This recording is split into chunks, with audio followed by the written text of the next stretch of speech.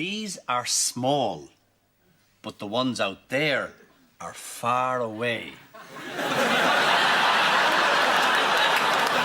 As per this scale, about 4,000 miles away. Could there be any other reason why that cow, that's about the same size, relatively speaking, as the one you're holding that's a toy, could have disappeared at 5,000 miles? Could there be any other reason?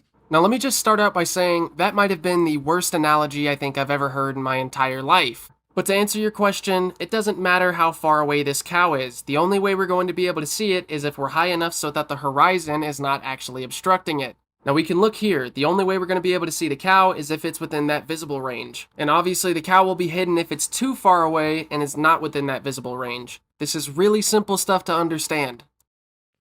Could it have got too small to see? Well, no, not in earth curve maths.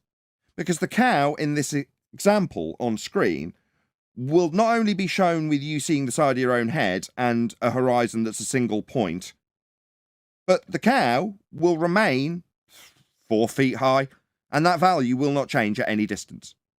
In other words, if this curve wasn't here marked with horizon, and you had the cow here, and the person here, and I wrote 1 million miles between the two, there'd be no reason why you couldn't see it in this representation. Spot on, Nathan. That's exactly what we would expect. As long as there's nothing to physically obstruct the object and the object itself is bright enough to be seen, then we'll be able to see it. And as for your other point where you think things are just so far away that they're too small to be seen... One last time.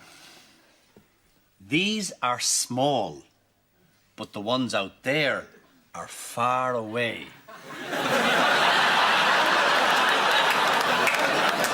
It doesn't matter how far away this cow is. Small, far away. Forget it. The only way we're going to be able to see it is if we're high enough so that the horizon is not actually obstructing it. Forget it.